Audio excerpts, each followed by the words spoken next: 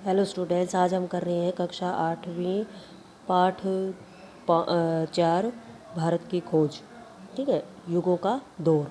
अब इसमें देखिए क्या कह रहे हैं। दक्षिण भारत में जो मौर्य साम्राज्य था उसका अंत होने जाने के बाद क्या है 1000 वर्षों से भी अधिक समय क्या है लग गया था। बड़े बड़े राज्य क्या है फलने फूलने लग गए थे। दक्षिण भारत क्या है अपनी बारीकी जो दस्तकारी थी, जो हाथ का काम होता था और समुद्री व्यापार में क्या है वो काफ़ी प्रसिद्ध माना गया था। उसकी गिनती क्या है प्रमुख जो समुद्री कलाएं ताकतें थे उसमें की जाती थी। इसमें जहाज क्या है दूर दूर देशों तक माल पहुंचाते थे। वहाँ यूनानियों की बस्तियाँ थी और जो रोमन थे सिक्के भी मिले हैं वहाँ पर। उत्तरी भारत पर क्या है बार बार आक्रमण का सीधा असर ये पड़ा था कि इतना ज़रूर हो गया था बेटा कि वहाँ पर जो बहुत से लोग थे वो उत्तर से दक्षिण में क्या है जाकर रहने लगे थे। इन लोगों ने क्या है शिल्प थे कारीगर थे वो भी शामिल थे। तो उसमें क्या कह रही हैं कि इस प्रकार दक्षिण प्राचीन कलात्मक जो परंपरा था उसका केंद्र वो बन गया था और उत्तर उन नई धाराओं के अंतर्गत प्रभावित हुआ था जो आक्रमणकारी क्या है उनने साथ लाए थे। शांतिपूर्ण विकास और युद्ध के तरीके।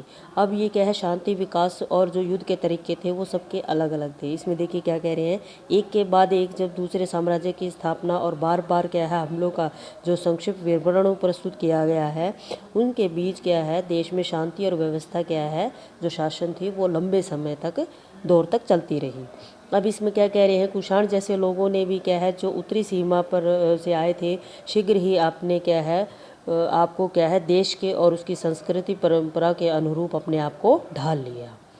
फिर शांतिपूर्ण और व्यवस्थित जीवन के लंबे दौर में क्या थे जो यूरोप की अपेक्षा क्या थे कहीं अधिक थी और यह धारा क्या है एकदम भरमाने वाली थी। मतलब उसको कुछ नहीं पता कि ये क्या है क्या नहीं है। फिर क्या कहते हैं इसमें कि अंग्रेजी राज ने क्या है पहली,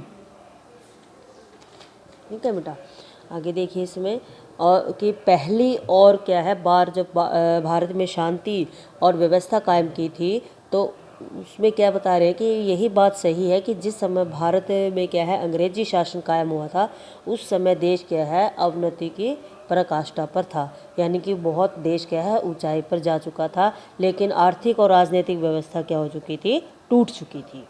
नेक्स्ट देखिए इसमें प्रगति क्या है बनाम सुरक्षा। अब इसमें क्या है इस सारी पाबंदियों के बावजूद पूरे जो समुदाय को लेकर क्या है बहुत अधिक लचीलापन था। ठीक है, तो इसमें क्या कह रहे हैं कि कोई सामाजिक नियम नहीं था कि या कानून नहीं था कि जिसे रीति रिवाजों को बदला जा सके।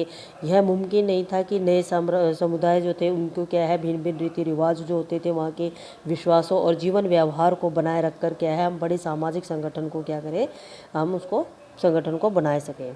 फिर इसके लिए क्या थे जो लचीलेपन था जो लचीलापन था इसमें रीति रिवाजों में ने विदेशी तत्वों को क्या है उसमें है मदद की थी।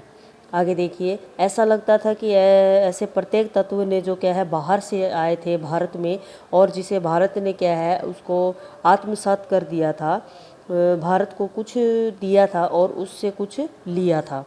तो जहाँ वह अलग थलग रह रहा था वहाँ पर वह अत्यंत क्या है नष्ट ही हो गया था और कभी कभी उसने क्या है इस प्रक्रिया को भारत को और ख़ुद को काफ़ी नुकसान पहुँचाया था।